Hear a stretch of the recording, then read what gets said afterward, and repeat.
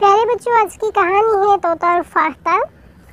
फाख्ता, भोलू भैया मुझे नारियल के कुछ छिलके दीजिएगा। भोलू दुम्बे की नारियल शॉप जंगल में बहुत मशहूर थी। सभी जानवर और परिंदे गर्मियों में यहीं आकर नारियल के ठंडे पानी से अपनी प्यास बुझाते थे।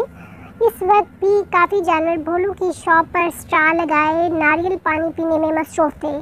फाख्ता की आवाज़ पर शरारती तोते ने मुड़कर उसकी तरफ देखा और तंज करते हुए कहा, क्या आज खाने को कुछ नहीं मिला जो नारियल के छिलके मांगने आ गए? फाख्ता ने बुरा मनाए बगैर जवाब दिया, अरे नहीं तोते भाई, खाना तो खा चुकी हूँ। इन छिलकों से आहिस्ता आहिस्ता बाल निकालूंगी ताकि अपने लिए एक अच्छा सा घर बना सकूँ। तोते ने हैरानगी से पूछा, खैरियत, तुम्हें बड़ी फिक्र हो रही है नया घर बनाने की? फाख्ता ने शरारती तोते को समझाते हुए कहा, हाँ भाई, तुम्हें तो पता है अगला मौसम बारिशों का है और ऊपर से मौसमियात वालों ने तेज़ बारिशों की पेशेनगोई कर रखी है, तो भला इसी में है कि हम अपने लिए मजबूत सा घर बना लूँ ताकि आने वाले दिनों में परेशानी ना हो। मेरी मानो तो तुम भी सैर सपाटों को छोड़ो और अपना घर बनाने में लग जाओ ताकि अगले महीने तक एक मजबूत सा घर तैयार हो जाए। फाख्ता बीबी, सर्दी और बारिश ने कौन सा कल ही आ जाना है? मेरी मानो यही तो दिन है घूमने फिरने और मज़े उड़ाने के, बाकी आगे तुम्हारी मर्जी। ये कहकर तोता फिर से उड़ गया। आह नादान भाई, फाख्ता ने तोते की बेवकूफ़ी पर अफसोस करते हुए कहा और अपने काम में लग गई।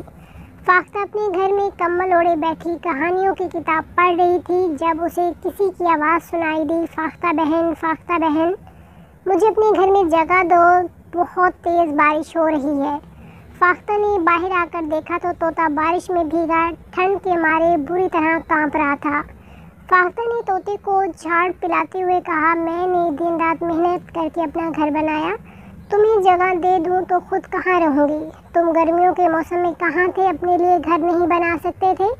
तोते ने मस्कीन सी सूरत बनाते हुए कहा, मुझे बहुत सर्दी लग रही और बारिश है कि रुकने का नाम ही नहीं ले रही, इस तरह तो मैं बीमार पड़ जाऊँगा, प्लीज़ मेरी मदद करो। मगर फाख्ता ने उसकी एक ना सुनी। तुम जा सकते हो, कहते हुए दरवाज़ा बंद कर दिया। फाख्ता का इनकार सुनकर तोते को तो अपने ही तोते उड़ गए और वो पूरी रात बारिश में कांपते हुए ही गुजारनी पड़ी।